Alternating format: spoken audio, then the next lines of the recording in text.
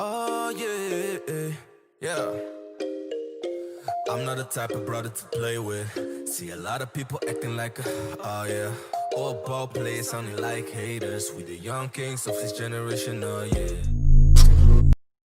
What's up, y'all? Welcome back. Pitch Side with Parker. We got Champions League on today, so you already know me and Vic are back with another Champions League show to break it all down for you. We just watched the Bayern and Lyon semifinal, 3-0, just like the PSG Leipzig game as well. So maybe not the most entertaining of semifinals, Vic, but either way, some impressive performances. The Lyon game just now, Lyon they kind of were the fault of their own downfall. Yeah. They should have been up at least 3-0 at halftime. Definitely missed chances for Lyon, and then Bayern, just ruthless. I mean, it's what they do, y'all. Like, Bayern Munich, they don't let you breathe, man. And as soon as Toko Ekambi hit the post, Gnabry smacks it in less than a minute later with the left foot. Yeah. What a goal. Yeah. We were wondering how he kept his balance so well on that goal, because, like, he was running almost full speed to his left and just smacks it in top corner and just like on the weak foot. Yeah. I mean he could be up there with one of the most two-footed players out there. Like, and then Leva scores again at the end, 3-0. That was my prediction. Yeah. I'm just saying, I agreed that it was going to be close, but it's like, it's just how Bayern are. Like, I could see it coming where Lyon will come at them, of course, but how can you respond when something doesn't go your way? And Lyon, it felt like their heads dropped. Once those missed chances came, Bayern capitalized, and Lyon did not keep their level up as high as it needed to be. And it really reflected very similarly how the Barcelona game went. We were talking about that. The commentators talked about it. When Barca went down, they just couldn't claw their way back, and Bayern took that opportunity to really put the nail in the coffin. And to Lyon's credit, they stayed in the game longer than Barca did. Barca really completely gave up in the second half. Yeah. But it sets up a final with PSG as they took down Leipzig. That game, definitely not as close. Leipzig they didn't come out with anything. I don't know what the plan was for them. I was about to say, I was confused on what they were trying to go for. Like, it's like they wanted to press, like a few players pressed, and then like the rest of the team just sat back. So they just kind of like let PSG do whatever they wanted, honestly. It was very confusing by Nagelsmann's tactics. So. Nagelsmann, like, he got his best suit on just to do that. Like, if you're going to come with that type of drip, you got to at least have something behind it. You know what I'm saying? Like, yeah. That's like showing up to prom looking nice and you don't even have a date. Like, what happened, bro? Because honestly, he was at a point and at a place where he was finally in the national spotlight. I mean, he got a little bit of that, I think, when the restart happened with Bundesliga being first and a lot of people watching that and people noticing, oh yeah, this guy is good. But Leipzig weren't like world-beatingly good in that period as they have been earlier in the season. And this was his chance to kind of make a statement and beat a top team. And obviously they played well against Atletico Madrid, and that was an accomplishment. But to beat PSG would have been different, and they just came out with nothing. But yeah, PSG were good. Neymar, once again, really was the shining star, Daniel. I told you, though. Di Maria. Yeah, it made a huge difference. Man of the match. Huge difference, yeah.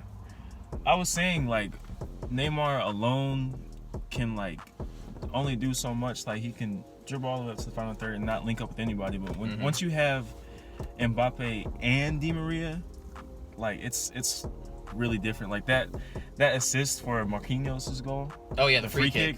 That was disgusting. And then the delivery, I mean. We'll get on to Neymar's pass in a second, but the finish off of that as well, like a little touch and finish in the side net. Good composure from Di Maria, but the pass set it up. That was all Neymar, though. That was all Neymar. And it was really bad from Leipzig as well. Like, we can't, it looked similar to how Barca looked against Bayern, where they were trying to play out of the back and it just wasn't working at all. Yeah. And I just wonder why more teams can't adjust that in game. Yeah. I mean, that's something that used to frustrate me a lot with Arsenal. They would have games where it just very clearly wasn't working and the other team was onto them and were creating chances off of it, and yet they still refused to just kick the ball long. Yeah, it's about having the balance of playing, like, you're keeping your identity but also just being smart, because I feel like Barca really tried to keep their identity. Yeah, it could have been a lot more than 3. Let's just put it that way for sure. But definitely helped them to have Mbappe back and Di Maria. Hopefully those 3 are kind of firing for the final. And let's just start talking about and preview a little bit the final, because at this point, this is the final that everybody wants. Yeah. Like, these are clearly the 2 best teams left in the competition. and they played great in their semifinals. Both games were kind of boring, so now hopefully we're at least set up for a nice competitive, exciting final with two of the top teams in the game. Yeah, once the bracket came out, this is the final that I wanted. I mean, everyone probably wanted this. Once they saw the bracket, having Bayern be the best team on one side and PSG be the best team on the other side. Like, now we have the final we wanted, and it'll be a really interesting game. Like, this is the biggest game PSG maybe ever has played. It is. I think, on one hand, you can say PSG will create more chances than probably the rest of the teams. Especially if Bayern plays that high line that they've been playing, because teams have been able to get in behind like so easily. Just little through ball, good runs, and I mean, obviously PSG have the players to take advantage of that. Mbappe. Yeah, on one hand, you can say they can create more chances. At the same time, Bayern don't need that many chances to score. So it's gonna be, that's where I think it's gonna be really exciting to see. I think the French league being canceled really hurt PSG's sharpness, and you're seeing that in front of goal. Like, Neymar is finishing these chances, and Icardi and whoever is finishing these chances. Like, if they're like fresh and like they're all like sharp, that's where it's kind of like you don't know what's gonna happen. I'm just really wondering about their mentality, because we know the reputation of them, and it's very similar to how I think people felt about Manchester City early in the tournament. It's like, because there's so much pressure on them for this one tournament specifically, like, you spend all that money, and this has to be the reward. If it's not good enough. I mean, they've won a treble already this season. Yeah. Like, this is for the quadruple. Yeah. Which is outrageous. But as we know, how much does it matter if it's the French tournaments? You know what I mean? So, like, this is so high stakes for them, and I want to believe that they're better. I want to believe that they've taken a step forward, because the thing that people don't talk about with PSG, they have a really good defensive record throughout this tournament. I think they've only allowed 5 goals the entire tournament, which is less than Bayern, and they've been really good at just winning free kicks, scoring on set pieces, defending their ass off. And like, we were talking about that as well. The set pieces is a huge difference maker for PSG. So will they be able to take that out in a final, in that setting, in that atmosphere? I think this PSG team is more likely to do it than any of the teams that have kind of failed in the past. But I still don't know if I trust them as much as Bayern in this game. Yeah, I think a big key, like what you were saying defensively, is Marquinhos. Especially when he plays in the midfield, he's kind of everywhere. And he drops back too whenever they don't have the ball. And then on set pieces, we saw him finish that beautiful header. So, like, defensively, that will really kind of like help them a lot if he plays defensive mid. But I don't know, like, we saw Verratti play and Paredes, and they still have Ganagué as well. Yeah. And Herrera. Like, their midfield really helps out their defense a lot. I don't know though, because there's still that, like, a bit of Brazil in them as well. Like, in the World Cup, how they disappointed against Belgium. Yeah. Like, I was thinking about that. Like, this is like, for those players, this is like that was the last time that they were in like a big game kind of like this. Wow. Yeah. I thought about that, but then I'm just thinking of Mbappe. Like, he's gonna have a lot to say about this game, I feel.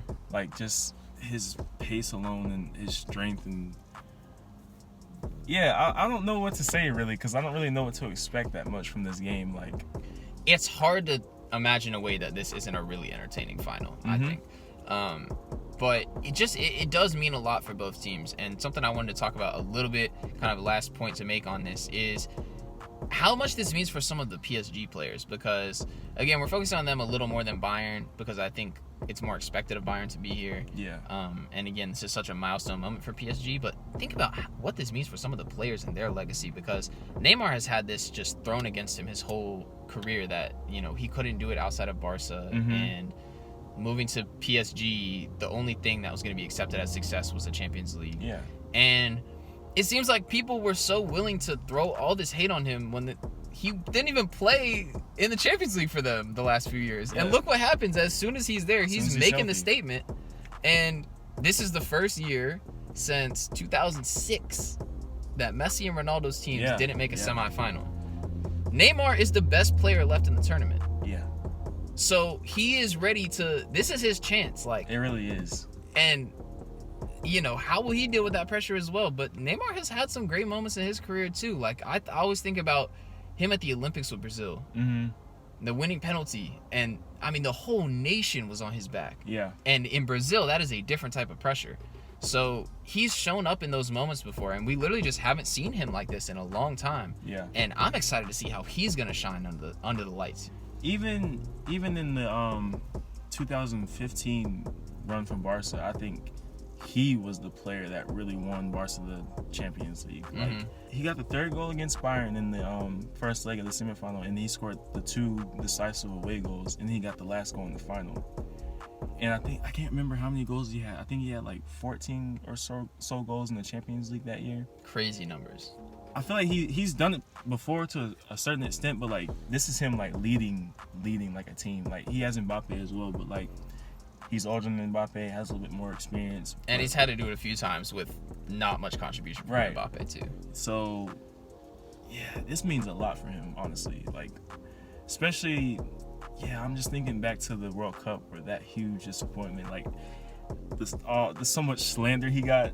Yeah. Like, all the diving and stuff. Like even I couldn't defend. I was just like, what are you doing, bro? Yeah. But yeah, he's even taken that out of his game. I think for me, like he's becoming more stronger and more. He takes more responsibility. So I think he'll live up to it, honestly. But I want to say for Mbappe, this is huge. Like he's already won the World Cup. By 21, he could have 4 league titles, one with Monaco, by the way. Yeah. A Champions League and a World Cup. Yeah. And pivotal player in all of those. Like not, because there's been a lot of players who have had great successes at a young age just being part of a team. But he really, I mean, he was France's number 10 in the World Cup. He scored in the final. He was crucial to all of this. Yeah, that resume would be unmatched. Like it might let him have the best career of anybody by 21. Yeah, honestly, I can't think of like anyone Mbappe's else. still younger than both of us. Yeah. That's crazy, bro. We won what? 3 MAC 3 MAC championships. I never won World Cup at Reynolds. Oh, neither have I. But yeah, bro, like that's just an absurd resume to have at 21, and that if he can add a Champions League to that on Sunday, man, that would be something special. But yeah, plenty to look forward to in that game on Sunday. Without a doubt, I think it should be a fantastic final. And regardless of who you're rooting for, regardless of what you're a fan of, like there's something to watch for everybody in this game. So definitely stay tuned. And of course, we'll be back for a video after the final. Yeah. You can definitely expect that as well. We just love talking about soccer, so I think even once Champions League is over, we'll probably keep doing videos on this channel as well. But yeah, man, thank you everybody for the support, and yeah, we'll be back on Sunday after the final. So until the next one, peace.